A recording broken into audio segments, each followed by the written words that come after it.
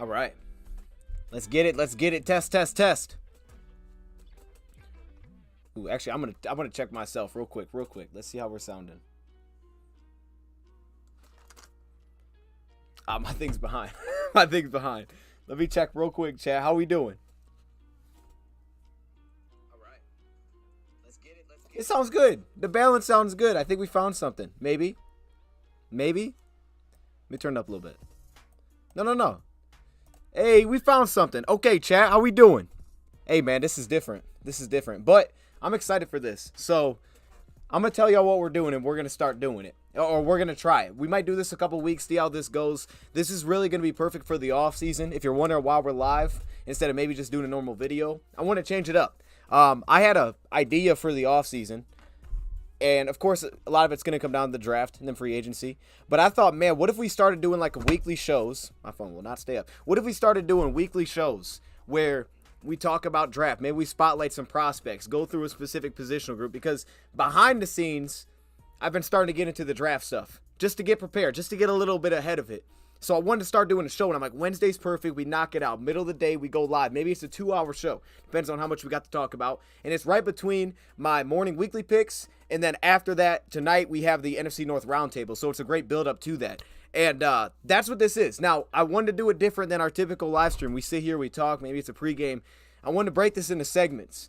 Every week will probably be different, but this week I have multiple segments that we can talk about. There's really 4 key segments. Y'all can see it. Playoff picture.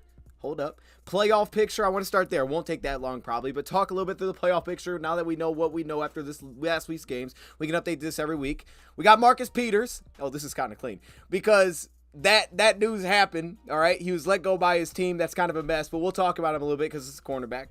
We got Shaq Leonard, who was also released by his team that's been visiting teams now. We'll talk about the potential of adding both of these guys. And then we have needs. Now, this is more so to the draft side. It can also be free agency. It's kind of just a ramp up because I've started to go through players, but I don't know that I have enough to talk. I don't have enough to talk to a full positional group. I could talk through individuals like, hey, I liked this guy, or maybe I didn't like this guy. But I think this is a good build up. So I can tap on some names that I've seen, but mainly just go through. And I want to hear from you, chat. What's the biggest needs? And I think the best way to do that is rank our top 5 needs right now. We could always do this every week in a quick fashion. Top 5 needs for the Lions heading into the offseason. So I'm excited for this. Chad, how we doing? I see y'all. The truth is in the building. I'm feeling good. Hey, look, I see you. Is that Jim Harbaugh? I see you. That was fire. We weren't live, but it was fire. How you feeling? What's up, Boom? I see you, Boom. I don't think we have a choice. Defense went cold for the start of the year. We needed to do something. Okay, hold up. We need to get Irvin going. I hope so. Too. No, stop. I know Goff will fix his issues. Can't say the same for AG and his defense. So this is actually perfect then because we are talking about 2 defensive players. What up, Scott? I see you. QB. Oh, step. Okay, well, we'll get to that. Now, the order I put this on the bottom of the screen is, and yeah, share your thoughts, man. But this is kind of how I'm thinking we're going to walk through this. Just so everybody kind of knows what's next. And that way I can break it into segments. Maybe we cut them up. I don't know. Maybe not. But just so it's a little bit easier to follow as we go through this, we're not just bouncing around randomly. It's easier for me, too, to kind of line everything up time-wise. So, I'm excited. Chat. I see y'all in the chat. It looks like everybody else here is fired up. I guess streams are the thing now. People like live streaming. So, let's do it. Now, this is actually not on the bottom. Okay? I understand. I'm cheating already. It's not on the bottom, but it is something that's worth showing. So, I'm going to show this first because we have the injury report. And I think we got to start here. We'll show the injury report that we know so far from today, because usually we don't update this during the week, but because we know it, I mean, we might as well. So let me not do that. 1 second. Let me pull myself a little bit to the side here because we have the injury report pulled up, and we can just take a quick little look at this. We won't spend a lot of time with this, but it's, like I said, it's Wednesday, and I mean, most of this we kind of knew just from what Dan Campbell said, like Alex Anzalone, no participation. Sounds like he might be out a little bit, so it makes the Shaq Leonard talk a little more interesting. Jonah Jackson, I think that's good news. Limited participation. I mean, he had a couple extra days off. And what did Dan Campbell say? Like, I don't know he'll play when he tells me. Okay, well, hopefully he tells me he's going to play because I don't know. Limited participation, pretty good. Dave Montgomery, limited. I'll keep an eye on that one. Tracy Walker, same thing. And then Iffy, full participation. He's been on the last couple weeks. And then Frank Ragnow as well, full participation. So, I mean, there's not a lot, I don't think, here that's new. But the Alex Anzalone one is a big one. I mean, that's That's tough. I hope we're not missing him for too long. But again, that's why the linebacker conversation gets more interesting. So I wanted to start there. What up, Michael? I see you. Pass rush. Okay, so y'all already just jumping into the needs. Hang tight, hang with me. We're gonna get to that. We're gonna get to that. But we'll start here. Let's start with this playoff picture, because I think this is the best way we can start off every week, basically, is just by going through the playoff picture. Now, actually, let's start with this, just so you can see kind of what it looks like. And then I'll kind of show the remaining schedules of teams around us, just so you guys kind of get a peek at what we're looking at here. This is using ESPN Simulator, by the way. Here's who's currently in the playoffs. Make myself a little bigger. Here's who's currently in the playoffs. If you use this, you can kind of like, adjust things, like pick who wins certain games. You can get scenarios out of it. I was playing around with it a little bit last night because it's fun. I don't know. I mean, I don't think there's any crazy surprises here. Really, the big one for us is the NFC North, because Green Bay is really in this. Like, Green Bay is absolutely in this. They're still in the divisional race. They're still in the playoff hunt for sure. You look at the remaining schedule, which we'll take a look at. They could make the playoffs this year. Everything else, though, okay, we're in the 3rd seed. You got San Francisco right above us, and, of course, Philly, because they handle business versus Buffalo. Now, Philadelphia is about to play, I'm missing it, San Fran. Yeah, so someone's got to lose there. So there's that. I mean, I guess we'll see on that one. If Philly handles business, then we can move above them, go to the 2 seed this week. Could be important. I mean, the bye week's great, but it could be important for home field. And then, of course, Philadelphia, yeah, if they lose, then I guess it closes the gap a little bit, because they still have to play Dallas this year. But their schedule does get lighter, because they've handled business through the tough ones. But this is what I wanted to show, chat. I want to show this. I put together this list just to get a sense. Really, this is more for the divisional race, kind of where we're at in the divisional race right now. And you can see, oh, this thing is huge. Why is this thing so big? Okay, let me make this thing a little bit smaller. I'm grabbing on like everything right now. Okay, make this thing, oh my gosh. We are grabbing on, okay, let's make this thing a little bit smaller. I had it zoomed in. So this is the NFC North race. I also throw Philly in here because they have the 1 seed, so if you want to keep an eye on that. You can see their schedule gets a lot lighter. I mean, chat, look at that. After 49ers, I get they could lose their next 2, but then they'll probably run the table. So at worst, they'll probably have 3 losses this year. At worst. So we'll have to run the table. I think we're more so looking at the 2 seed. I hate to do it, but that's probably what we're looking at, which is fine, though. But that's probably what we're looking at. Playoff time. 3-3 down the stretch. We win the division or just beat Minnesota twice. There you go. Hey, made it simple. Now, I had a little... What was I putting together last night? I had a little list that I was looking at. Oh, yeah. So, there you go. Really, the key thing, though, here is that I think when we're talking about the division, you can see that there's a lot of winnable games between Green Bay and Minnesota. Like, both these teams could win a lot. Now, I don't know that I trust Minnesota a ton right now. I kind of believe more in the Packers. Maybe that's just recency bias, but I kind of feel like the Packers are a more legitimate threat right now, to be honest. As you guys know, we play Minnesota twice at the end of the year. So, yeah, if we handle business against Minnesota twice, we'll be fine there. But the Packers are interesting because they play the Chiefs. I'm really hoping they lose this game, chat, because if they win this game, they're not out of anything. Green Bay's right there if they beat Kansas City. I know it doesn't seem likely, that's why I put it red, but that's the only one really on their schedule that you would think is probably going to lean the other way, especially when you look at like spreads. Like, they'll probably be favored against Giants. We'll see on Bucks, probably Panthers, Vikings, I don't know, Chicago at home. Like, this is a very winnable schedule for Green Bay, and they only have 6 losses, so they're not out of anything right now. Now, for the Lions side, there's a couple ways that we can get to that top seed, or not the top seed, but to win this division. Basically, at best, one of those teams could be 11-6. That's what we know. At best, Minnesota or Green Bay is going to be 11-6 this year. If they ran the table and they lost to one team loses to the other, that's at best. They would be. Now, if they tie, I mean, that could throw things off. I hate that, so I'm not even going to go down that path because it's just annoying. But basically, at best, they could get to 11 wins. So if the Lions can get, to 11 wins, they're going to beat one of these teams no matter what. And if one of those wins are against Minnesota, then they'll pass them, so they'll win the division there as well. They could actually, I think I was doing this last night, the Lions could actually win every game except for the Vikings games, and that would put them at 12 wins, and they would win the division. So they don't even need to beat the Vikings one time. They could just win every game not named the Vikings and win the division. So I guess there's that path as well. But yeah, I mean, it seems likely that the Vikings are probably going to beat the Raiders, probably going to beat Cincy, and they'll probably come to Detroit or play at home against Detroit at 8-6. So these next 2 games are pretty crucial for us, I think, because if we don't handle business outside, because we'll see on Cowboys, but that one's going to be really tough regardless. But if we're not handling business outside of those 2 games, the Vikings-Lions are going to become, it's going to become winner takes all, essentially, and they get the first one at home. But then again, that team that could sneak in the back door, you have to keep an eye on is Green Bay. Because if the Lions aren't handling it, say they lose the Saints, they lose the Bears, they drop to 8-5. I mean, I hope that doesn't happen. Let's just say they lose 2 of their next 3. They drop to 9-5 on the season. Then you play the Vikings. I mean, you could be thinking, okay, we're battling with the Vikings now for this top spot. But then you got Green Bay. If Green Bay beats Kansas City, which again I think is possible, they have one more game left because they've already hit their bye. If they beat Kansas City and they're 6-6, they'll probably beat the Giants 7-6. They'll probably beat the Bucks 8-6. So they'll be right there behind us, a game back. So that's what I'm saying is, like, honestly, we didn't think maybe the Broncos would be great. They're playing pretty well. Right now, they're playing actually really well. Hottest team in the league. This division actually is pretty close. It's huge that Minnesota lost to Chicago. If Minnesota beat Chicago, this thing would be really close right now looking at their remaining schedule. Because Minnesota, I'm going to assume they're going to win their next 2 games. I hope not, but I'm going to assume that. Chat, what do we think? Made up of the 3rd seed, in which case we'll be playing someone in our division. There you go. And actually, let's go back to that because I like playing around with that one a little bit. That one's kind of fun. Let me go back to that. So yeah, if we look at this, what was the thing that I was looking at yesterday? Let me see. There's something here that I was looking at. Make sure I have it right. Oh my goodness.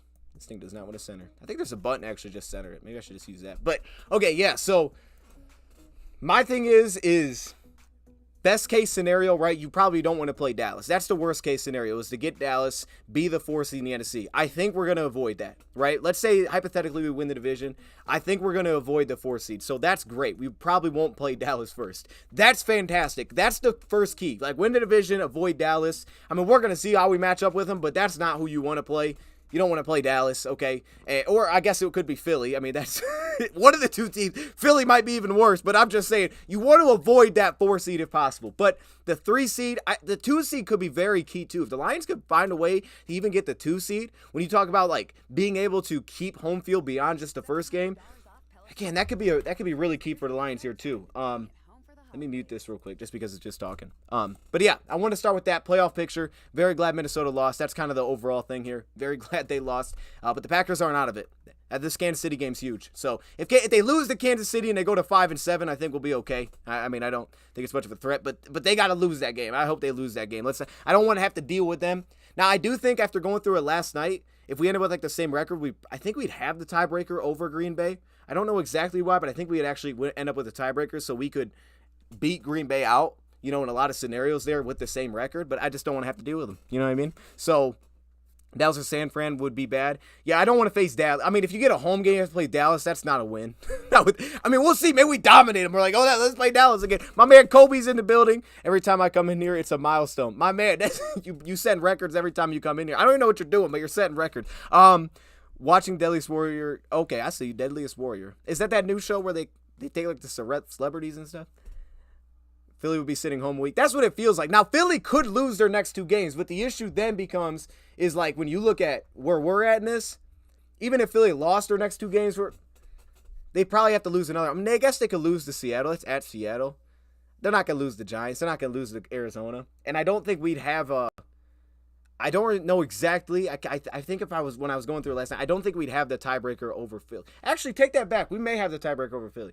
I don't think we do, though. I don't think we would. I don't think our like opponents or NFC record would be better. I don't think it would, but all that stuff starts to get into play. So yeah, we're probably fighting for the 2 seed. But again, a 2 seed would be really good.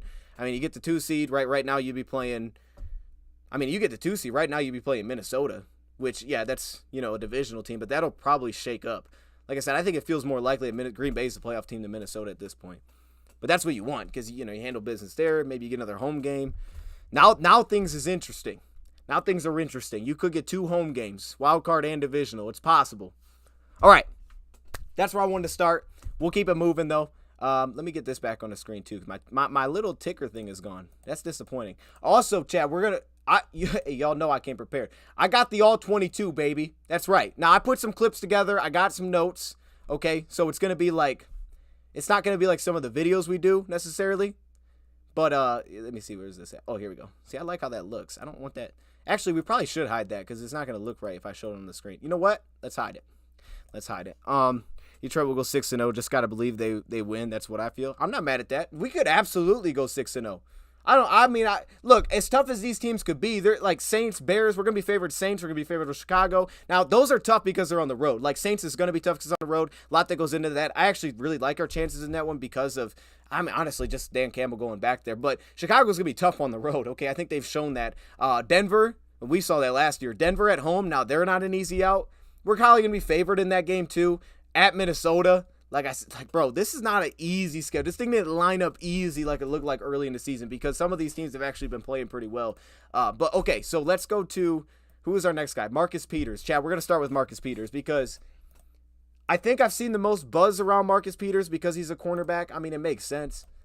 We're going to go to Shaq Leonard too because I think Shaq Leonard's more, I honestly think he's a little bit more interesting. I don't know that he's going to sign here. He's visited with other teams not named the Lions. I think he's pretty interesting. Okay, let me show that on the screen. Wait, is it open? Yeah, it's open. Okay, cool. Let's go there. Cool. Yeah, Chad, we're doing this different. See, I've been seeing streaming's been the thing. Streaming's been popping. Everybody's doing streaming now. But I still want to have the all 22. I still wanted the clips. You know what I mean? We ain't just going to sit here and talk. We're going to show some things. All right, we still going to do some things because we live. Okay, calm down. Here we go. We're going to talk Marcus Peters a little bit. We'll transition. What are your thoughts on CJ or CD now, I guess? Saying he'll be back soon. I hope so. I mean, that's all I can say with that one. I don't know. Dan Campbell didn't, like, back it up like, yep, that's about to happen. But I'd love to see it. I'd love to see it. I don't know. Coming in the year, I thought he'd end up getting an extension. I thought it'd be kind of a crazy case, but he would go crazy on interceptions. He'd actually get an extension, which was unexpected, and he would just find a way to stick around. But after the injury now, it's like, okay, no, probably not. But, I mean, still, I would love to see him back, and I hope for his sake that he's able to get back just because this free agency is going to be difficult for him off another injury. It just feels like it's going to line up that way. But maybe it makes it better for us. I mean, I don't know. Maybe if he can come back and ball out, it's great for us. We'll see. I think Philly will lose a couple games. I hope so. Now, I actually took them. So I took the Bills. I thought the Bills would beat them. They could have. They didn't. But this week, I actually took Philadelphia over San Fran. But that one feels like it could easily go either way. 2019. Hey, I get it. Look, and here's what I want to start with because there's so much things to look at. I think you can look at the coverage side. And like I said, I've been kind of in this draft kick, so I've been watching a lot of corner. I mean, I've started with corners, so I've been just rolling through them. And we're going to talk about our needs at the end. Corner's so interesting. Corner's so interesting for us. And I think on paper, this makes a ton of sense. Like, if from the sense of, okay, he's got connections with the Rams when Brad Holmes was there. Also, cornerback, we could use the cornerback for the stretch run. He just got let go. But reason that he was let go, effort was questioned. You hear that? I hear that all the time. Chat, I mean, we all hear that. Like, he's not trying. And that feels like an easy way to just throw it out there. But then, I went to the Chicago game. Okay, I watched him play, and he got benched against Kansas City. They moved off him. They also moved off Roderick Teamer. They also picked up the young corner from New England. So they're going to give some young guys a shot here. But then I go to this game, and I was like, oh, snap, this is bad. And immediately I was like, this is bad. And I'm going to show y'all, before we even show any of the coverage stuff, I want to show y'all 2 plays. Now, look, I stuck with it. All right, I stuck with it. I was like, I'm not going to end it right here. I'm going to still show some things. Let me go see what he actually shows in coverage because I think his coverage is pretty good. He's got a real skill set. There's a way that he can play well in this defense. There's things I like, things I don't like, but he's not bad in coverage. But my goodness, this is bad. And it was weird because not all season it was like this. So if you haven't heard, chat, there was questions about his effort. Apparently he had a conversation with the head coach. It went well. They let him go. I don't know if it was like, okay, we moved on from our head coach and now things got bad. There was things like this popping up when he was in college too. So, we always talk about the culture fit. This may not be that. I would understand that. And let me show you these first 2 plays. Let me not keep talking about it. Watch this. So he's number 24. He's at the bottom of your screen right here. Here's the first play I saved. It's against Chicago. All right, here we go.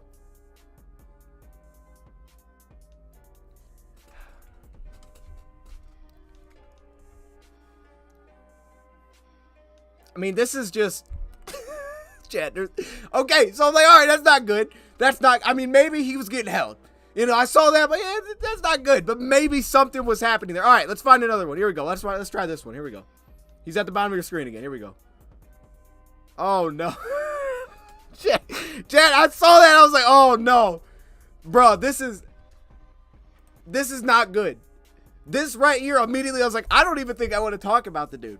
Because there's no way the Lions are signing someone like that. Like, immediately, I was like, there's no way they're going to sign somebody like that. And I think that's the case. So I understand it, right? I understand the need. I understand the fit. I understand the connection. But, bro, these two plays, I'm like, yo, that's not good. Now, I guess the positive is if you go and you look back at games, before this, he's a little bit more willing to stick his nose in the net. I mean, he's willing to give a little bit of help, right? He makes some effort, sort of effort. And it seemed like as you go back further and further, the effort got better and better. But, yo, that was bad, dude. And I was like, I don't think I need to watch another one. That's the James Harden. It was bad, chat. I mean, what are we thinking? Did y'all see that? I mean, look, what's the takeaway? But that's the crazy thing too, is because I think when you can't, right? You can't just say this and look at that and be like, all right, it doesn't matter. If you just looked at coverage alone, you'd be like, you know what? That's not a bad pickup. It's not a bad pickup, but because that's an aspect, I mean, if he's playing like that, the amount of screens I'm throwing at this man, the amount of quicks I'm throwing at, just make him tackle. That's not, and he doesn't seem like a very good tackler anyways. He's a complete arm tackler. He doesn't really throw his body at it. He's kind of just like, let me reach and grab him. Maybe I can try to strip the football. So it's not good, but then when you put that out there, it's like, oh, that's scary. I mean, I'm not saying it wouldn't be better. Like, if he came here, he was excited, and maybe he was upset that the coach left, and he's like, oh, yeah, Dan Campbell, I'm fired up. I'm going to give you all effort. Because, again, early in the season, it looked way better than that. But when I see that, I'm like, yeah, I just don't know if you could put that out there and get signed. Maybe some team would be willing to do it. I don't know if we're the team that would be able to do that. Hoping Brad Holmes upgraded up defense this offseason.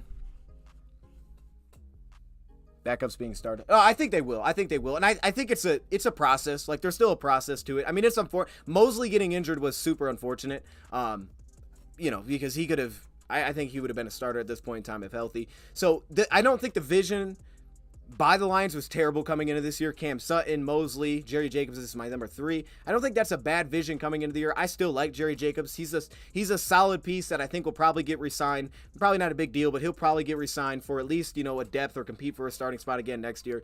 But it does feel like when you think about how the Lions have attacked building, now the defense, it's a process in terms of they've added pieces. You've seen the pieces up front. Jack Campbell hasn't had a great year in my opinion. He hasn't had a great year, but the piece was added. It was a first-round pick. They're going to roll with a guy like that. They're going to give him his snaps, and they're going to expect that to get better. And I think he will get better. I think he's still shown a lot of good out there, too.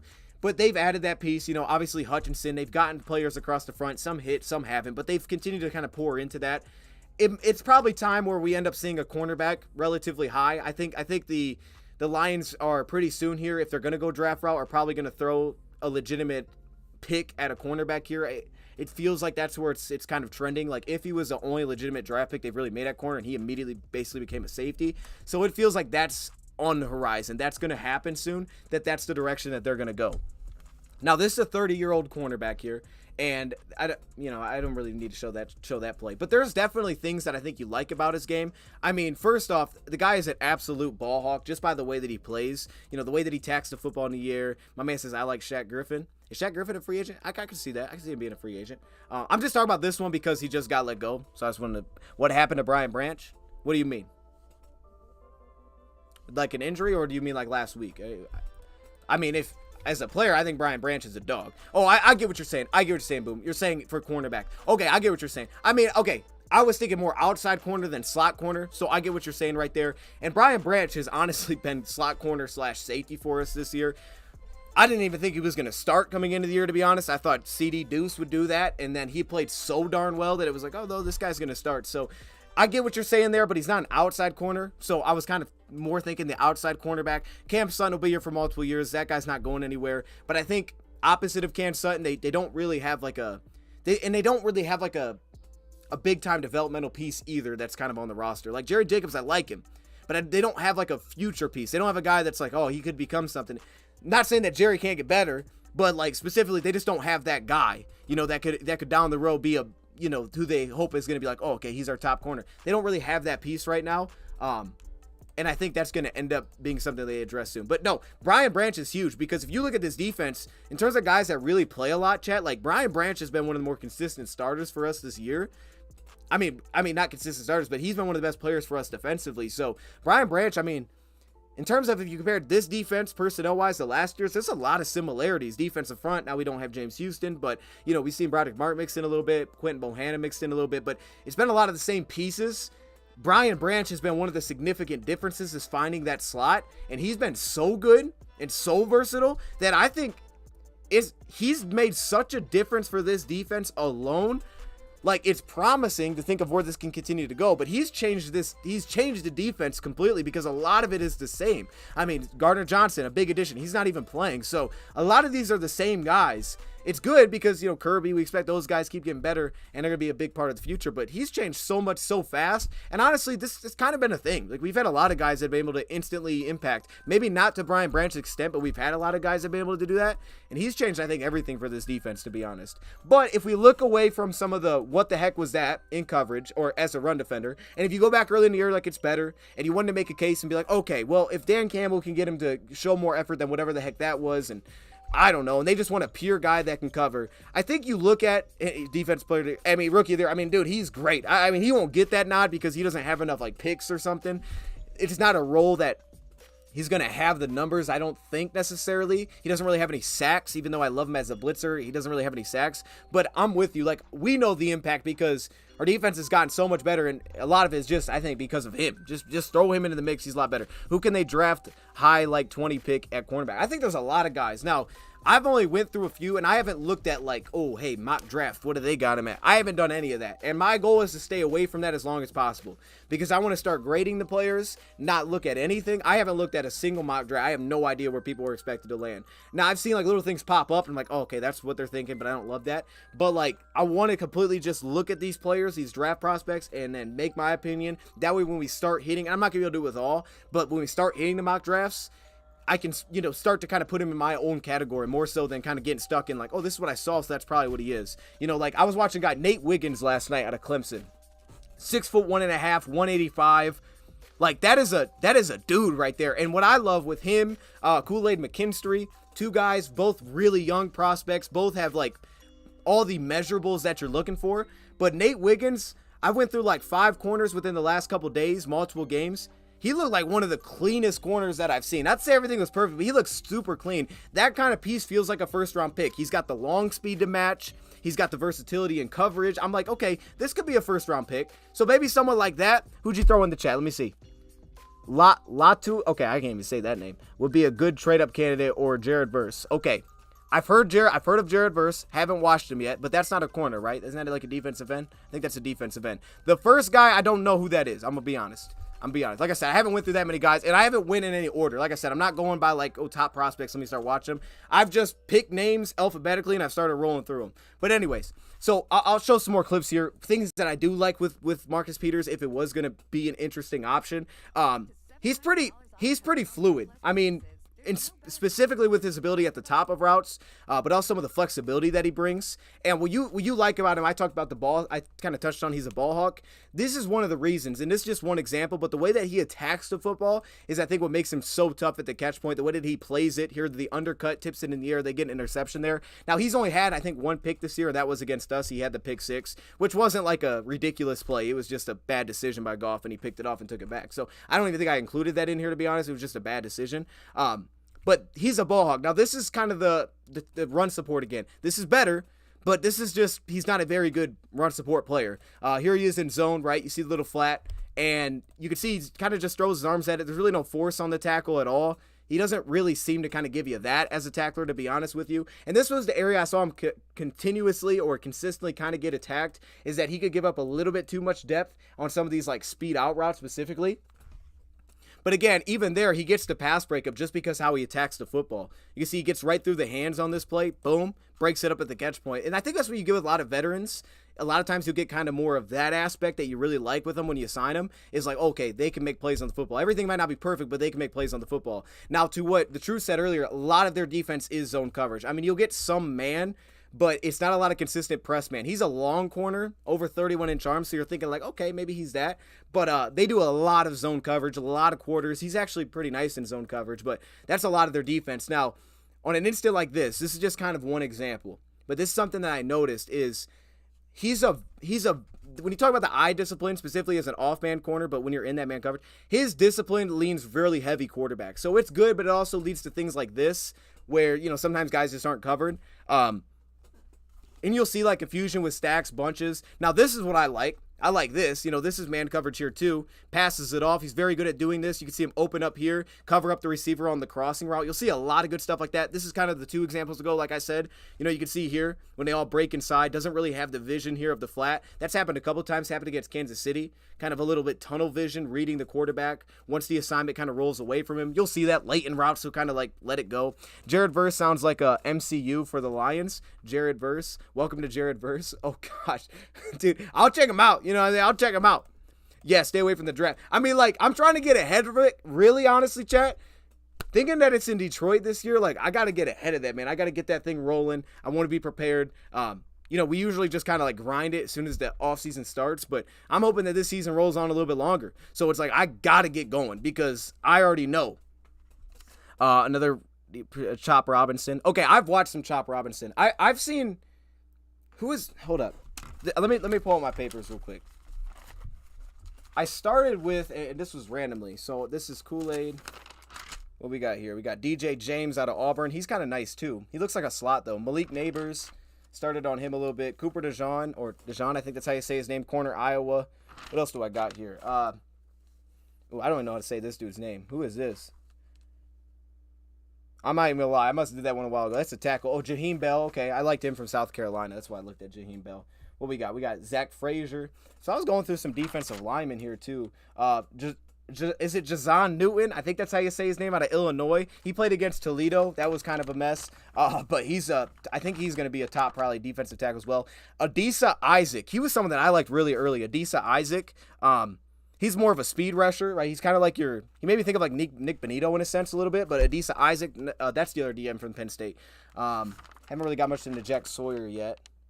Traymon Morris Brash. Okay, who is this? Is this a linebacker? Oh, no, it's an edge defender. Okay, so I must have started with edge defenders, to be honest with you. Yeah, that's kind of where I think I got this thing going. So I was starting there. All right, I got a lot more work to do. And some of these guys have only gone through like 2 games, so it's super early within watching them. But here he is against Quentin Johnston. He actually had a really good game against Quentin Johnston, to be honest. Top of the route again. You see that flexibility, ability to sink down, match up. He did a really good game against Johnston because I thought speed kind of gave him an issue. But then I started watching this game, and you know Johnston obviously can go vertical. I thought he played him really well. Here he is. I love this. I love this from him in quarters right here. You got him pressed up on the play, but he has that inside help. But the way he sticks in his hip. Now this was actually the big play that they got vertical on it, and they ended up winning the game on that play. Just sealed the deal. Here he is, one-on-one with the tight end, Gerald Everett. Sometimes he's a little bit unbalanced. I think he's a pretty aggressive corner, but this is kind of what we talked about again, like dropping out of that responsibility when he passes it off, taking away a crosser, forcing the quarterback to get off that read. Like football intelligence wise, I think there's actually a lot of things that you like. I mean, you'll get some breakdowns, but I think there's a lot of things that you actually like here. It's just if he's not giving you much in run support, I don't think the Lions are going to be super interested in that. Here he is, and again, more ball hawk situations, right? Red zone, and you'll see him kind of try to press, lose it a little bit, step underneath the route. Love the angles that he takes towards the catch point. Very aggressive angles to the catch point. He's not trying to just let catch and tackle. He's trying to make a play on the football. That's kind of how he plays. And like here he is again. This is against Josh Palmer on the play. You know, you don't see him weave as much here from off man.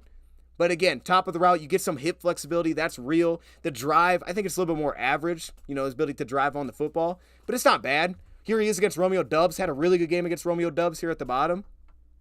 Again, playing that outside leverage, doesn't really have much of a threat. I don't think vertically. He plays it kind of patient because he has that safety help over top. Sits down with route, outside leverage, keeps it on the play. Like, you could tell, I think, when he gets a little bit too much depth, but at the same time, when he has help. Now, this was one of those speed outs that got him. You can see it right here. And I don't think it was bad anticipation by any sense. It's just, okay, the ball was put away from him. He didn't have, like, the elite burst to maybe get on that and make a play. But you could see the anticipation there. Like, I think in coverage, there's actually a lot of things that I liked about him. I mean, it wasn't perfect, but as a free agent, like, there's actually a lot here. But it's just like the first 2 plays is why I don't think the Lions would be interested, to be honest. Make sure I didn't miss anything here. Works the cutoff. Oh, yeah, works the cut. Hey, that was the big thing. The eye balance was a little bit hit and miss to me. The patience that he plays with when he has help specifically, I love that, man. He's a big playmaker in that sense. The ball hawking is upside is there. He's loose. You see the transition ability, the sink at the top of the route. I don't think he's a super explosive. That could be, you know, an age thing. He's 30 years old, pushing 31 at this point. And then zone at times, like you'll see him give a little bit too much space. But again, like he's the type of player that's going to get his hands on the football a couple times. But the issue will come back to what is he going to be against the run? What's his run support going to be like? So that one is a little bit less interesting because I just don't think the Lions are going to be interested. I mean, he's not a bad player, and I think he's pretty good in coverage. Like he's not great, but again, for a guy that just became available, he's not bad in coverage at all. Like he could help your team, but we probably won't be interested. So there's that. But will he hurt the locker room, team culture? I mean, I would think so. I would think that's why the Lions would stay away. Now I can't answer that because I don't know the inside of why they let him go or why he was doing what he was doing. All I can say is from what I've seen, I kind of did the same thing with Jalen Carter when he came out, right? I was just like, okay, I don't know that inside. They know that better than I do. Brad Holmes was around him. They'll know that better than I do. But it was kind of like with Jalen Carter. I was just like, I'm just going based on what I see. And the Ohio State game we brought up, and I'm like, nah, I see effort there. I thought Jalen Carter was a dog. I didn't see some of those questions that people would throw up there. I thought I saw some, hit and miss recognition as a defensive lineman, but I didn't see the lack of effort. I didn't ever feel that way when watching him. Now, this player, you can legitimately see the lack of effort, and it was towards the end, right before he got benched. Felt like right after the coach got fired, you could see the lack of effort. And to me, regardless of the reason, I think the Lions will probably just stay away because of that. I mean, that would be my expectation. We'll see. Maybe they shock us. I would expect they'll stay away, but again, they'll know him better than I do, so maybe they have a better sense on that. But let's go to this guy, because this one to me is a little bit more interesting. Shaq Leonard. Now, Shaq Leonard just got let go by the Colts. I got chat and let me know. Shaq Leonard, are we interested? What are we thinking? Give me your initial thoughts. I'll show you some clips. Maybe I change your mind. Maybe I don't. All right. I don't know. I'm just going to tell you what I've seen. So maybe I can. Maybe I can't. But what I like about Shaq Leonard, man, is I go to a lot of Colts games. So when Shaq Leonard was there, he was the life, bro. The fans loved this dude. And I think that's the strong seasons that he had in the past, probably more than anything. But this was the guy that got it rocking in there. When this dude came out, he was the energy of the team. The crowd went insane. Y'all know, you've been to a Lions game where okay, certain players will come out and they're like, yeah, they get fired up. They announce the player, everybody gets fired. They announce their player, all right. There's different levels to this. He was that guy that everybody got fired up for. And I loved it. I was like, bro, Leonard is loved here in Indy. And I felt bad when I heard that he was let go. I was like, this stinks, man. This stinks for him. But he's visited Dallas, didn't get signed. I think he's visiting Philly now. We'll see if he gets signed because Philly just lost a linebacker, so maybe that's what will happen. But the reason I think this becomes more interesting than it would have been, a week ago, is Alex Anzalone potentially missing some legitimate time, it kind of sounds like. Hopefully it's not IR, type of deal. But Alex has been our best backer, most consistent. He's a dog. Losing him is massive. Rumor is Leonard. That's what I would think because of who he's visited. But I heard that he wasn't going to make his decision till this weekend. So like I said, I don't know. That's all I know. And he probably will. I would assume he probably will sign with the team like that. Also, there's a contract aspect, right? I mean, we have. What do we have? $2.8 million in cap space according to Over the Cap. We signed Bruce Irvin. We signed some guys to the practice squad. I mean, maybe financially you can make this work. I don't know if you actually could. And then also J.J. Watt. I mean, that was something that we brought up as well. But I don't know. I don't know what he's looking for. Marcus Peters signed a 1-year, $3 million deal before the season, so it wasn't like he was getting paid a ton anyway. But I think Shaq Leonard's interesting, man. And I'm going to show you why. Because first off, he could plug right in, I think, stylistically, losing a guy like Alex Anzalone. Now, he's not as, upfield aggressive. That's not really his nature as much. He's a little bit more patient. But if I have make sure I have the right player here. Yeah, right here. But this is a guy, 6 foot, what is he? 6'2", 230, put on some weight coming out of college. But really, with Indy, he didn't play on pass downs. I don't know if he brings much of a third down value, and he probably wouldn't to us either. And we had heard that he was upset because of his playing time, which makes sense. I mean, the guy's only 28 years old. He's an animal. He just hasn't had the best season. Maybe he's losing a little bit of a step. I mean, I know he's missed some games. But not getting that playing time, I don't know that he necessarily gets that here. I don't know if he gets that in Dallas. I don't know if he gets that in Philly. Maybe he does. Maybe someone could see a third down value. I don't know how much third down value he actually brings because I don't see him really in man coverage at all. I don't really see that aspect. I don't think it'd be great based on the way that he moves. Now, he's got some straight line speed still, but I think change of direction would probably be an issue for him. So I don't know if there's a lot of third down value. Can he pass rush better? I haven't seen really any examples of it from what I've went through. Can he pass rush better than Alex Anzalone? Or I guess he's not here, but Malcolm and Derek Barnes? Maybe not. Maybe not better than those two. Maybe better than Jack Campbell. I mean, Jack Campbell's pretty good at closing, but maybe better than those two. So the question really is, are the Lions going to roll with their young guys, or do they want, a new piece to the mix? Because right now it's going to be Jack Campbell, it's going to be Derek Barnes, and they'll probably rotate Malcolm Rodriguez in because he hasn't really played because he's just been a kind of a special team. He's actually been an offensive player this year, so he'll start to mix in. I know Malcolm, they'll play him on third downs. We've seen that. He's pretty good in coverage, so he'll play in third down. Doesn't really bring as much as a pass rusher usually unless he's one-on-one with the running back, but he'll play on third down. And then Jack Campbell probably will as well. So I don't see a need there to find like a third down piece, but he's not really that either to me. So I'm like, okay, that's fine. I don't know if he'd be that here anyway. But what I love is his zone coverage, man. And I'm telling you, like, you can look at the grades or whatever, but I love his zone coverage. Just feel for it. Now, this is kind of a nice little play here on Lamar Jackson. He's got like 6 missed tackles this year. And I think for him, like, closing kind of throws into that a little bit. Sometimes he's a tick late to just go. He kind of launches himself a little bit more. I think his closing ability can be a little bit hit and miss, but I love him in coverage. Here he is. You see him right here. Watch him. And this is something that he does really well. Play action. How quickly he gets depth into coverage. Watch him take away Zay Flowers here. Like, Shaq Leonard, bro, he's working in coverage. You can see him. He's sticking with the route. And he's a guy that even though he got let go and he was frustrated about playing time, I didn't sit back and see like issues of, oh, he's not trying anymore. Like, he might miss tackles, but he always looked like he was playing hard. Here he is again, back in zone coverage. You can see it. Steps in front of Flowers, then jumps down to take away the tight end.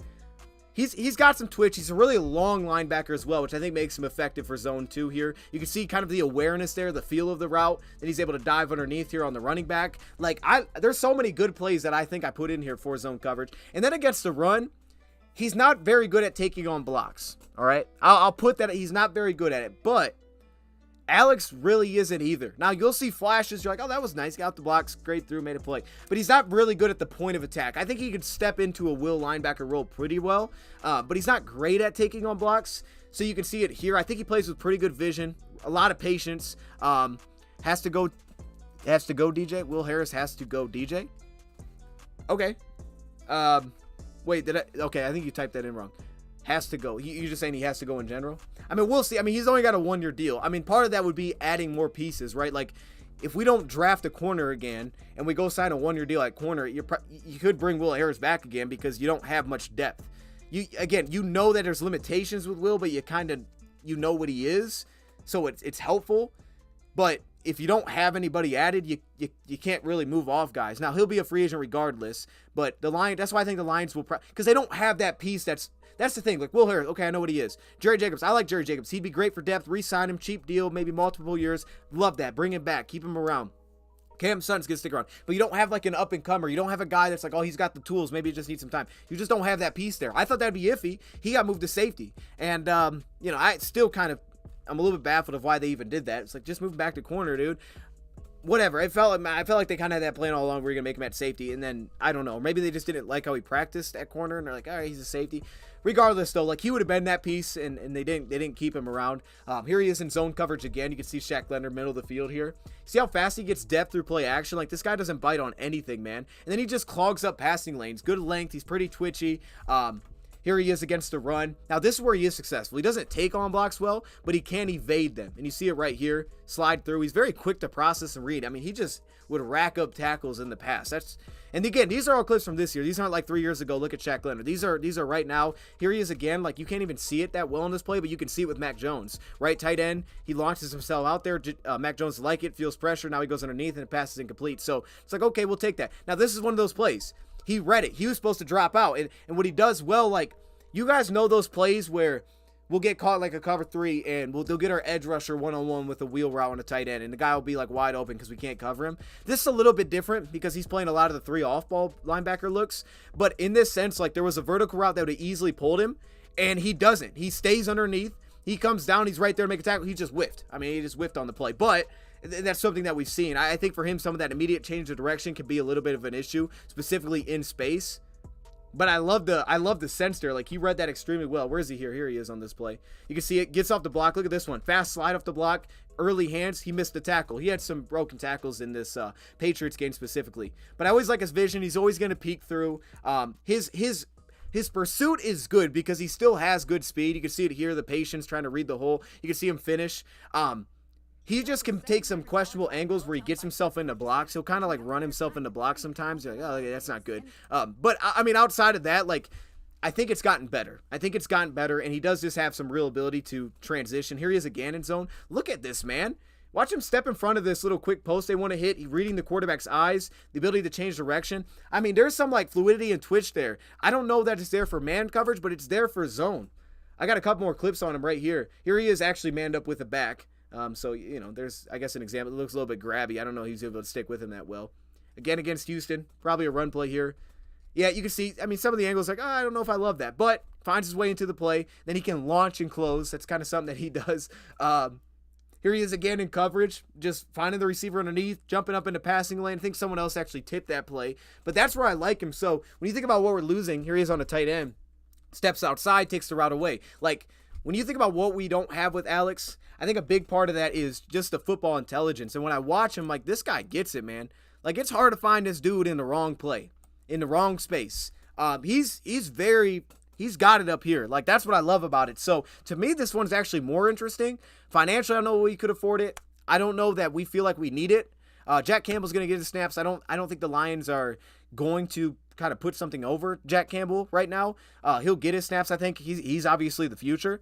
But if the Lions added him, I would say that's a good addition. Because there is actually a lot of things that I like. I just don't know that he brings pass game value, and that's kind of the biggest issue that I have with him. So, Shaq Leonard, I like him more than Marcus Peters because he tackles, I guess. so there's that. I mean, look, Marcus Peters would be great if he tackled. I'd be like, hey, look at that guy. But the last couple games scared me. They scared me, dog. So now I'm like, oh, I'm not as interested. So there's that. Jerry Jacobs ain't the one either. But I think Jerry's effective. Like, it depends what the expectation is for Jerry. If we're expecting Jerry to be a number one corner in the league, no, he's not that. I mean, he was an undrafted free agent. He doesn't have the athletic skill set for that.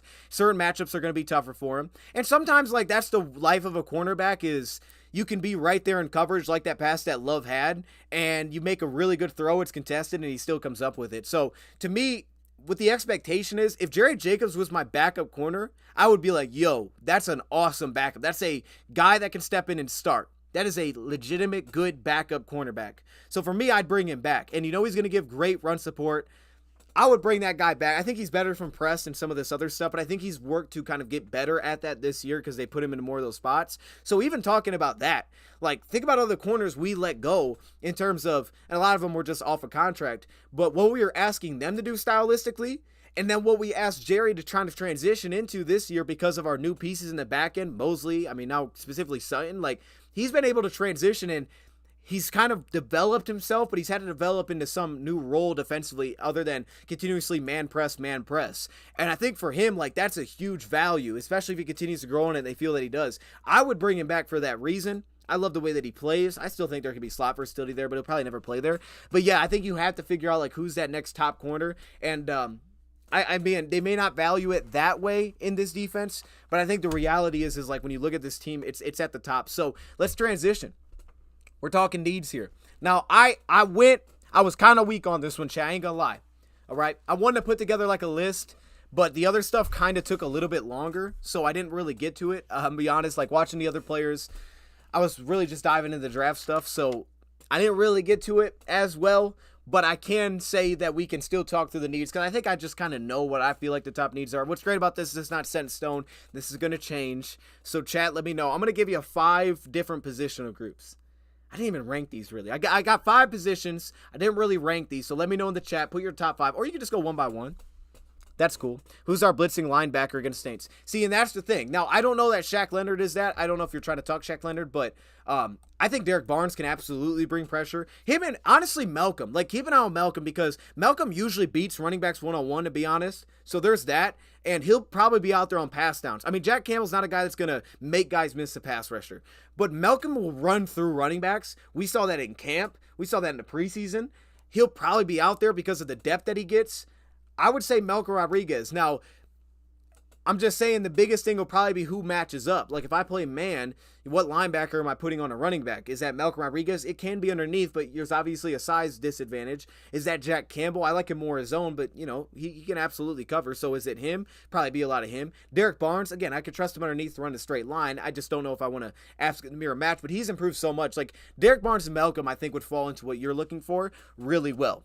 Because I think Derek Barnes has improved a lot in coverage, and Malcolm, and I say in coverage in terms of more of the movement ability.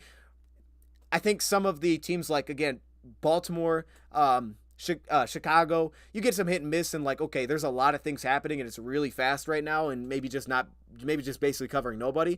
But if it's not like that, and New Orleans will give us a test because they got Taysom Hill, and when he comes in, everything's just like, oh gosh, we got to deal with this guy now. But it's not the same. You know, it's not the same with all those rushing threats, specifically when Carr's out there. So I think he'll be better there. Let me see. DJ is the guy in the chat. Oh, DJ, I got you. Okay. I got you. Why not get both Darius Leonard? Might have some fire left. I mean, look, the guy can play. I just showed you some clips. The guy can play. You know what I mean? Like, to me, what is it? Shaq Leonard. I think that's his name now. He's going by Shaq Leonard. But, like, the guy can play. He's a little bit heavy-footed again. I question his man coverage ability, but the guy can play, and I really like him in coverage. I think he brings high FBI, so if you want a linebacker like that, and again, I don't think they will because I think they're going to say, let's let the young guys roll. Barnes. I mean, think about where Barnes is at in his contract, right? He's in year 3 now. Yeah, year 3 now, so you have to figure that out. This is a chance for him to get his snaps. Malcolm is going to probably find some role that he hasn't had on defense this year. And then obviously Jack Campbell. Like, I think they're going to lean into Jack and say, okay, you got to be that dude now at off-ball force. You have to be that dude. If anything, it's like, let's see if we can get Bruce Irvin back pretty quickly or get him here at some point. That way we can put him on the line. But I don't know. Like, I don't think they'll do it, but I would be on board with doing it. DE, cornerback, true number 1s. I'm not mad at all of those. We need 4 no matter what. Okay, so I tried to come up with 5. 4 was kind of the cutoff for me. There's not really an order here. So is there an order here? I don't think it's a great order. I'll say this. All right, we'll start at 5. I'll start at 5 because I think for me, 4 is like no question. 5, you could start to go like, all right, what about this guy? Like 5 gets a little bit, it could go a lot of directions. 5, I'm putting wide receiver. I'm putting wide receiver at 5. Reason being is outside receiver. We have St. Brown. He'll get an extension. He'll get paid a lot. When I say it's at 5, I'm not saying this should be a first-round pick. Let me make that clear. It could be. I mean, you take the best player. So if a first-round wide receiver is way better than a cornerback or whatever it may be, you take that guy. That's fine. But I think the reason, honestly, this is actually kind of dropped in a way is I think we found something with Jameson, man. I think it's not all the way there yet. It's not probably where you want it to be. But I think Jameson is coming along. And I think Jameson's ability to beat man coverage, we started to see glimpses of that last week specifically with the route tree. But going forward, I think Jameson's going to just keep getting better and better. And he's going to be a part of the future kind of just because of where he was drafted anyway. But I really like what's happened there. He'll be a part of this. You got St. Brown. You have Khalif, who got an extension before the year. I think he's got 1 more year on top of this. I think he signed a 2-year deal. Could be wrong. Could be 3. I'd have to look at my docs. But Khalif, and then Josh Reynolds is a free agent. You have Antoine Green, but that one's, I don't know.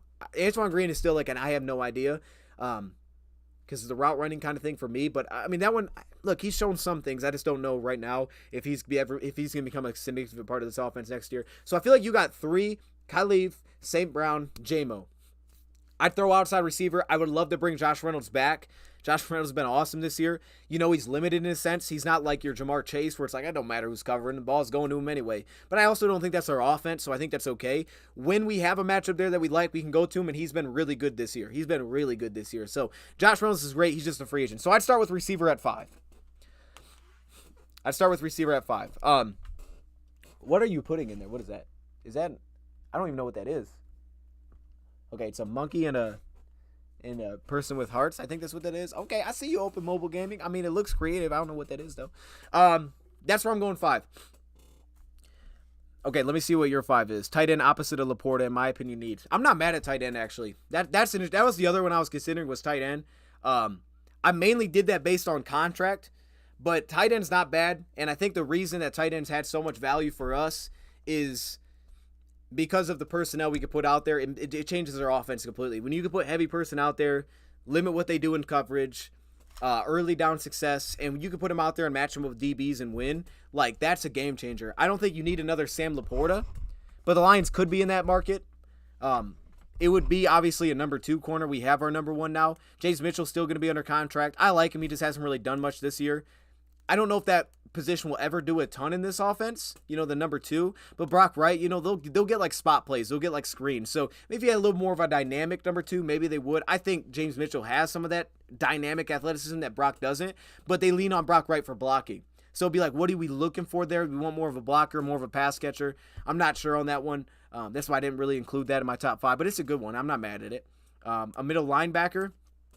Yeah, we'll see on that. I didn't put linebacker on this one because we have Alex under contract. He signed a 3-year deal. Now, more so next year, that could become a conversation. And if you want to tell me depth, I'm not mad at it. I think they like Barnes, and we're about to see him play a ton here. Jack Campbell, again, he's not going to go anywhere. Not within his first 2 years. He's going to get the snaps. So knowing we have him, I didn't really make that much of an emphasis. Now, I do think we're seeing this year.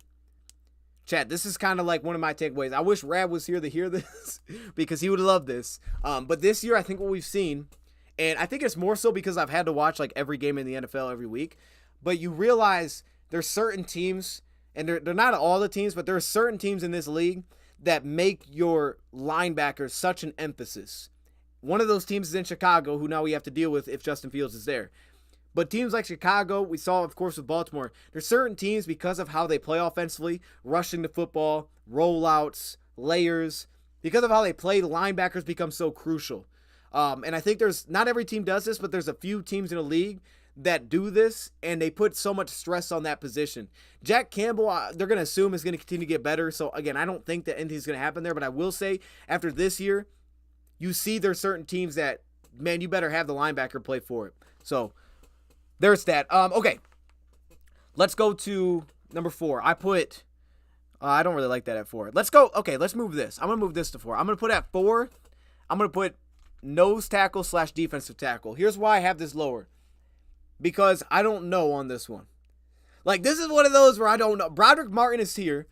He's probably going to play a big role, so we have that. You have Benito Jones. We have the pieces on the roster. Isaiah Buggs, I don't know that he's going to be here next year. I don't know on that one. The nose tackle position, there's pieces. I like them. A lot of it's probably going to come down to Broderick Martin. We haven't seen him much this year, so I can't really bank on much, so I don't really know yet. I think next year he'll probably just play more after a year. They're kind of working with him. But I'm going to put that in there. I think Aleem's going to continue to kind of play the role he's playing. I think he's been great. Levi, we haven't really seen him. So, again, it's probably not a lot of positive there with Levi. You could argue maybe kind of getting depth behind a guy like Aleem McNeil that can play in the interior. I mean, look, it's always tough to say, we'll get a guy with size that can play the run and rush the passer. Like, yeah, just that's a first-round pick. But maybe that's what it becomes. I mean, that's a top-tier pick. They're hard to find those types of dudes. So I think you could throw that into either category. That one's just a little bit more unknown than anything for me, but I think it's legit. I think it's a position that could be added. It could be higher. But tight end screens are the worst players in football. Wait, the worst plays in football? Like, sometimes they work, dog. They did not work last week. I'll say that. I think, is it the worst play in football? Dang. It might be. Hold up. Like, I don't know the stats on it. Like, you see them work. You just got to have the runner for it. And you got to have the right coverage for it. I think you got to have the right coverage by the defense for it. Otherwise, it's a disaster. That's an interesting one, though, because tight end screens, like, usually your offensive line is there to block, so it shouldn't be terrible. It could be. I mean, hey, last week, all the screens were terrible, so, I'll give you that. Jack Campbell's the new Jelani Tavai slow. I wouldn't. Okay, well, here's the thing. First off, Jelani Tavai is actually playing pretty well in New England, so I'll say that, all right? It's about schematic fit, so there's that aspect. Jack Campbell, no, he is not the fastest in a straight line. He ran a 4.57 coming out, I think it was, but he's also, like, the biggest linebacker coming out, so it wasn't like an elite 40 time, but it's by tenths of a second, right? It's nothing, like, significant there. I wouldn't say Jack Campbell's slow, especially with his size. I think Jack Campbell's clearly not, Jack Campbell's not, who do we want to throw in at? Jalen Reeves-Maben.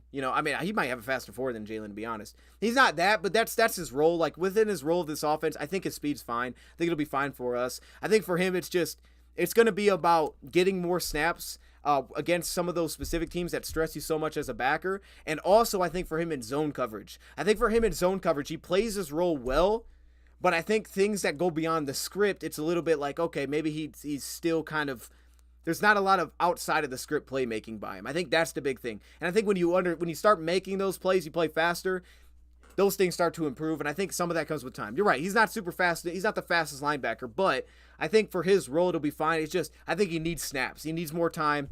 He needs to see those kind of defenses. From Illinois, sounds like I said, I watched. He was the first guy that I started watching.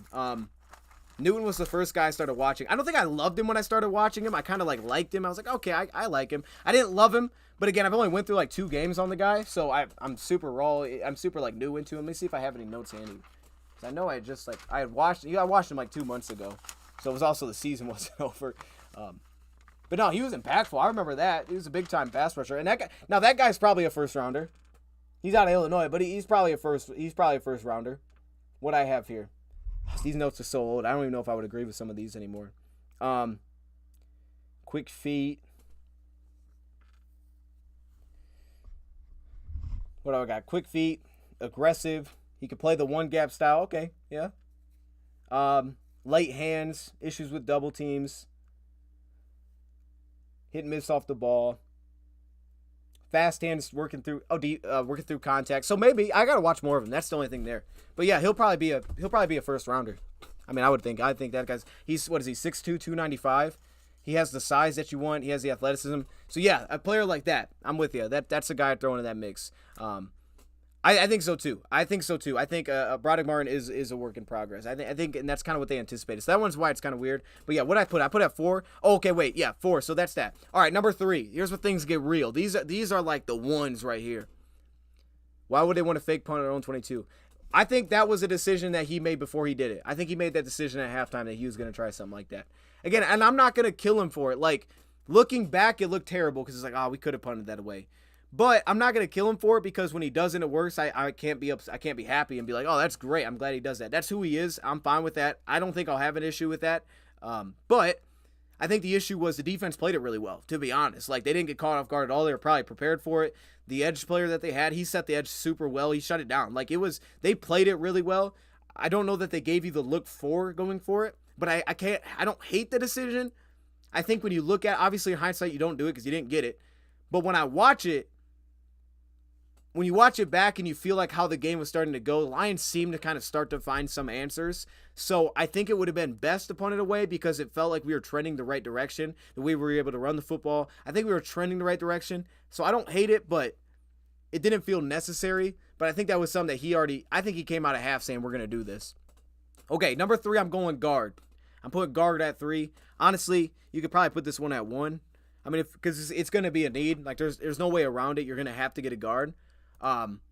They're trying to give snaps to Colby, which is, again, I think they're going to get with Jack Campbell here, a lot of snaps.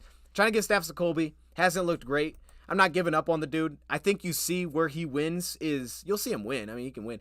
But when you see him win, it's a lot of the same way you saw in college, but it's still a transition for him. 1, competition. 2, it's also the fact of the role that he's playing. Now he's playing guard. I mean, that's completely different than playing tackle. I think there was things to value in a skill set. He doesn't have a lot of power. That was understood. Not a lot of core strength, but he does have good quickness. He gets off the line well. I'm not giving up on him. We'll see. But right now it feels like at best he'll be like a rotational backup, and that's good. You got to have those guys. But I think we're going to have a starter, and it could be 2. Jonah Jackson, he's injured, so I don't know where they're at with him. I don't think Jonah Jackson's our best offensive lineman or our starting 5. It's honestly, he's probably number 5. But and I don't know. Graham Glasgow's kind of close. Graham Glasgow, another guy. I'd like to re-sign him after this year. I think he's earned that if he wants to. But probably a 1-year deal. He's not a long-term starter either. He shouldn't be, but he could. So I think you're going to need at least 1 guard. You probably will need 2, but we'll see. Jonah Jackson might just get re-signed. It seems like they like Jonah a lot. He's a good player. He's definitely a good run blocker. He's just kind of hit and miss sometimes. But, you get that with every offensive lineman. He'll probably get re-signed. If I had to guess, he'll re-sign Jonah Jackson. I would bet that they do. But they're going to need at least 1 then outside of that, and they'll need a starter. So I'm going to go guard. Number 2, Jack Fox is wide open to run a lot of punts. Wonder why he never well, it's probably because of how far he is. Let the punter runner pass it. Hey, we could bring back the pass plays. I mean, we've only ran it this year and it's worked, so maybe that's why they did it. But we could bring back the pass plays. I ain't mad at that. I think I would have to look because I don't know how they were matched up, with us. Usually teams, if they don't match a guy on the inline tight end, you can maybe hit that to the tight end. Usually your gunners aren't going to get open. Especially if they have two jammers, usually they're not going to be open. But I like the pass plays. However, I think they probably don't run him, one, because he's not fast. I'm assuming Jack Fox don't got it like that. But number two, he's also like 15 yards back when he catches it.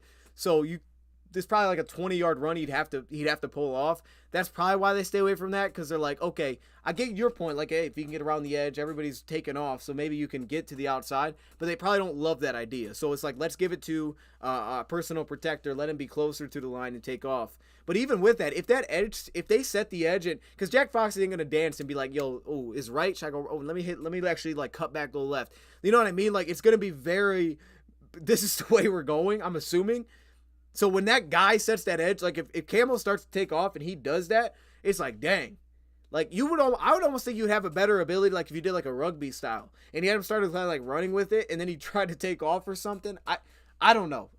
I think that's probably why. But yeah, I'd like to see him throw it again. Maybe that's coming. Maybe after that, he's like, let me try.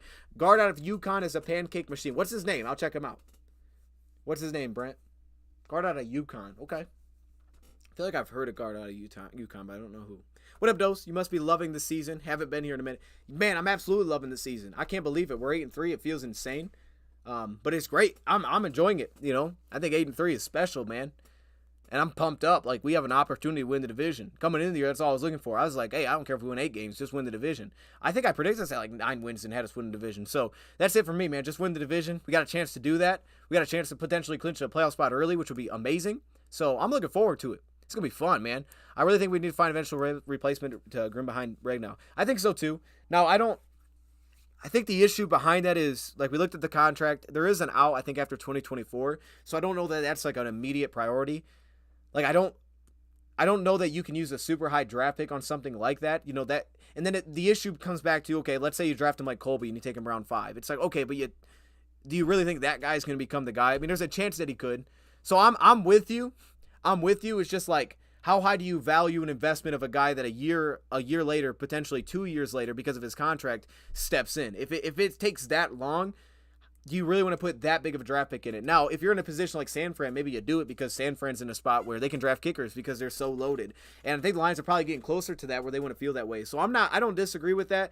I think you can honestly argue the same thing at tackle.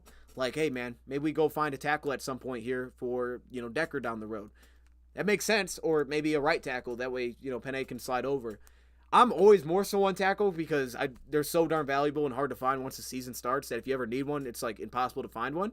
But I think that's in play too at some point.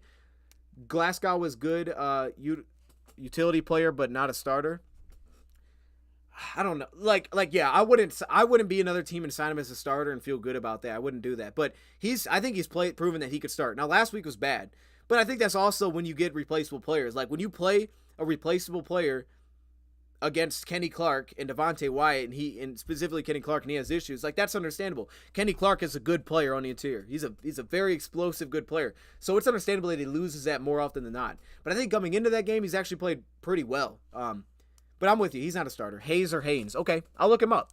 Like I said, I'm working through this. I think next week we're going to start positionally, and we're going to, I won't be able to go through everybody's position because I won't have all the players, but maybe we'll go like 5 players, or maybe we'll go to 5 players from position, or just 5 players that I want to spotlight that day, and we'll just talk through them, and I'll just throw I don't know, I'll just throw names out there, throw grades that I got on them.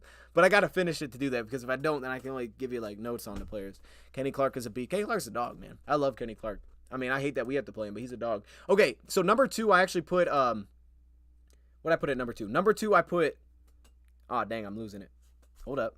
Let me find it. Oh, here we go. Number 2, I put an edge defender.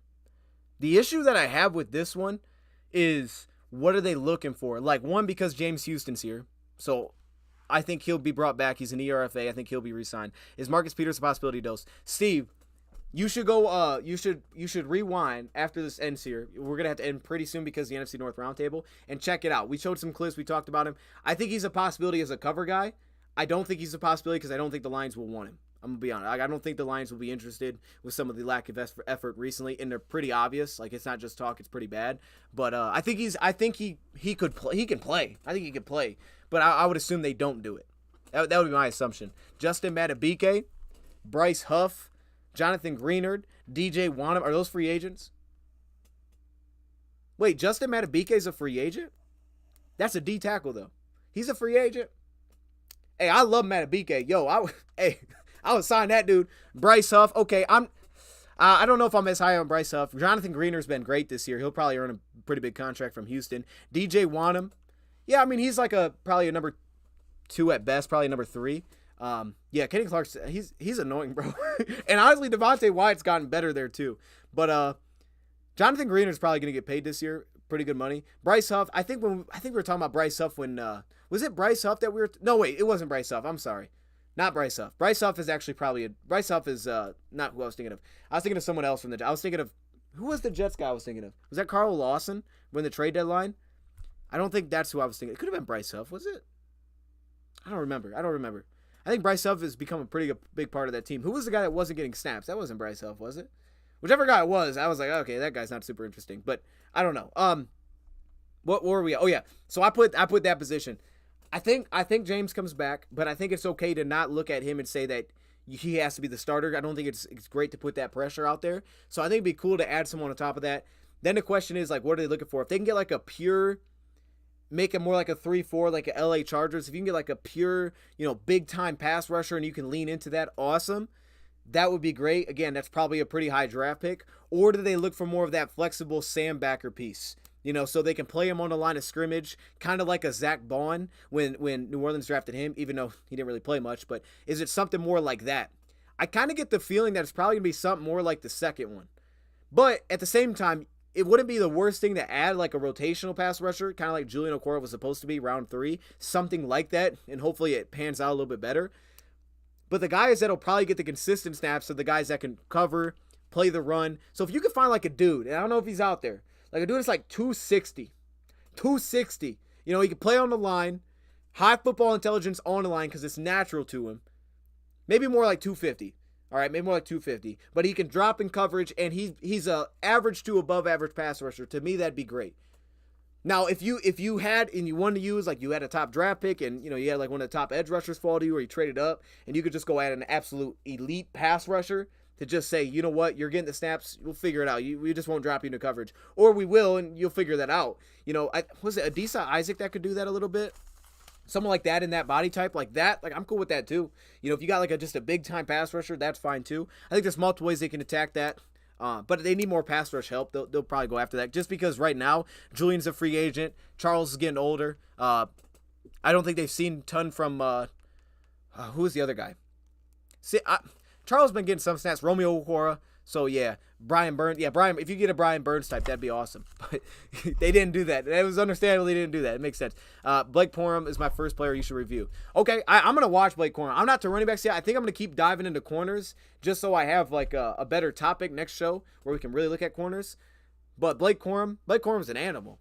That run that he had against Ohio State was nasty, by the way. The way that he set up that safety, that was disgusting. Blake Corum's a dog.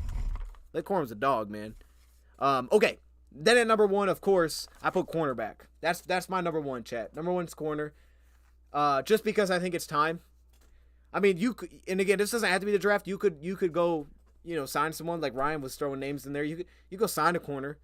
You probably won't, but you could. I mean, they tried last year. I just think it's time beyond the 1-year deals. And I don't have an issue with it. I understand it. If you want to do it again next year, that's fine. I don't have a problem with giving out a 1-year deal. If they can stay healthy, they prove it, we can keep them around like Charles. But I think it's time to make a real investment there. And I think that's where I'm at with it, man. I'd make a real investment in the draft because I want a guy with a 4-year deal. I want him to be young. I want him to develop, and I want him to have the athletic traits where down the road, he's that dude. That's what I want. Now, it's tough. I mean, last year's draft class was elite at corner. I think looking back, chat, last year's draft class at corner was awesome. Devin Witherspoon's been awesome in the slot. He's fit perfectly because they don't really have a good slot. Christian Gonzalez was awesome for New England, and then he got injured. Who's the other? I mean, it hasn't been the best for Deontay Banks. Neither has it been for Emmanuel Forbes. But there's another first-round guy in there that I'm missing. I think I missed another one. Okay, maybe it was just those two. Wait, I thought I was missing another top corner. I don't even remember. Okay, the point is there was some good dudes that came out last year. So if you got someone around that range, we've seen it. I remember the Packers... or the Browns, they picked up Newsome, I think, in the 20s. Something around that range. Maybe you trade up. I think this is a good time for it. So maybe, like, hypothetically, if you were like, okay, first round, we hit corner. Or if we want to try to get that elite edge defender, that's fine too. Maybe one of those.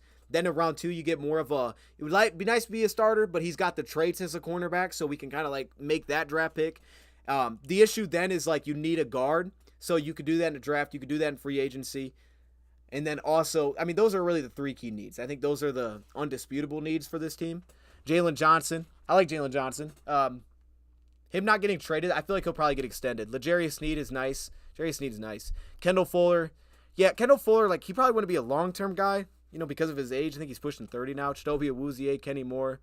Not the best. Yeah, Kenny Moore's more of a slot, too. Kenny Moore's played well this year. He's just a slot corner.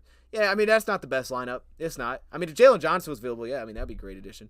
I would draft a corner, sign edge, draft Sam. Yeah, I mean, I'm with you there. It's weird when you don't have top draft picks, though. It's weird because, like, those positions are premium. Those positions are premium now, but I think it's time for a corner, so I'm putting that one number 1. I don't know. We'll see. That's going to change. Christian Haynes. Gosh, wish we had Witherspoon right now. Dog, I mean, look, honestly, bro, we could have taken Gonzo. That was my top corner. I would love to have Christian Gonzalez right now, to be honest with you, but we don't. And again, it could work out in the long run. You just need Jack Campbell to become that dude that they hope he is, and he can. But I think he just needs snaps there. He needs consistent snaps as an off-ball linebacker so he can figure it out and play a lot faster. But okay. Mason Smith, LSU, 101 dude's a stud. Chop Robinson, Penn State. Isaac, Penn State. Okay, so the only guy I've went through there is Isaac a little bit. Verse FSU, absolute dude we need to get. So the good thing is there's a lot of guys that you have on that list. I mean, you've listed a lot of guys. That's a positive. There's going to be options. We need options. There's going to be options there. Yeah. Okay. I rock with that. So yeah, I think that's where we're at then. So those are the 4 things I wanted to touch on. We hit on the playoff picture. We hit on the injury report. I think we hit on everything, man. This show lined up really well. So I plan on doing this next week. We'll see. But it seems like people love the live streams. We'll see. But I think in Wednesdays is the day, man. And maybe it's about the same start time. Maybe like 30 minutes earlier because now I'll prepare a little bit earlier for it. But I think now's the time, man. We start dropping these Wednesday streams. Kind of prepare ourselves for the draft with a segment for the draft every week. And then once we hit the offseason, it'll be all about the draft probably. In free agency, we'll start to mix that in. And then for the rest of the year, update the playoff picture. We can always jump into the injury report. But I'll say this. So, chat, after what was I going to say? Oh, yeah. After today. Not after today. Yeah, no, after this. I'm sorry. After this, we're going to be live on the NFC North Roundtable. So if y'all want to check me out over there, we're going to be live over there. We're going to be recapping last week's games, previewing this weekend's games. I'm sure there will be a lot of hate because we lost to the Packers. So they'll have fun with that, I'm sure. So I look forward to it. It's going to be interesting. But I look forward to it. The fact is the Vikings lost, and that's what really matters. So I'm pumped up. Do we have the defense rookie of the year? Brian Branch is a dog. I don't think so, but he is a dog. I don't think he'll win it, but he would be my vote. It'd be my vote. He was on the Amon Ra St. Brown podcast.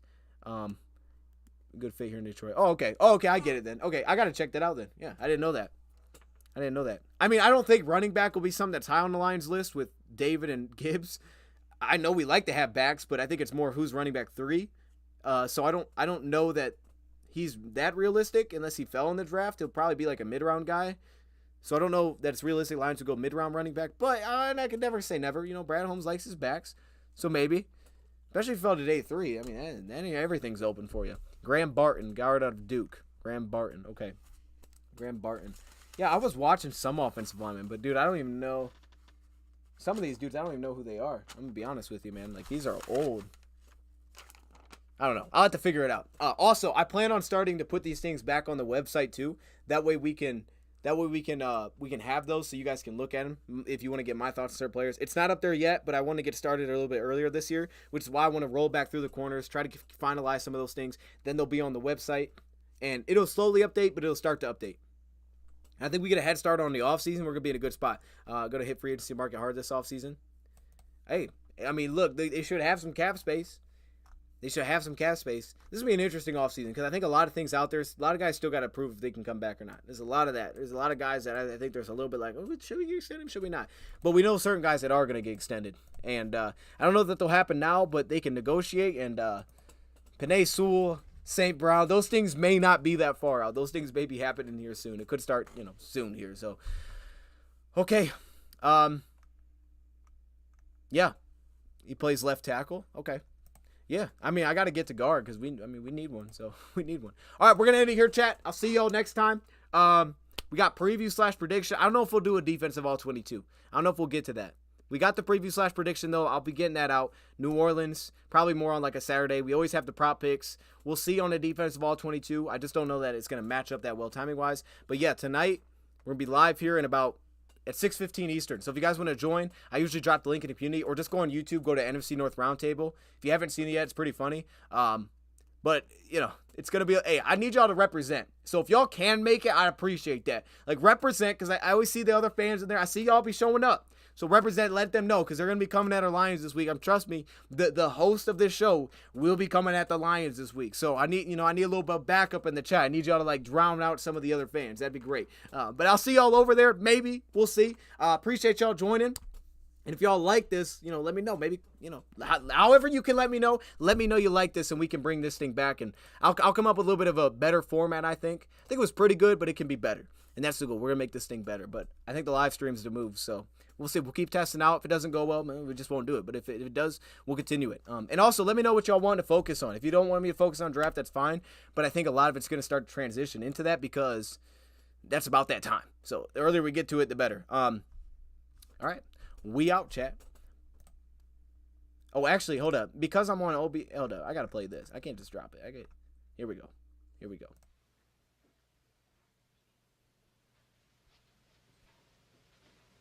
You're still here? It's over. Go home.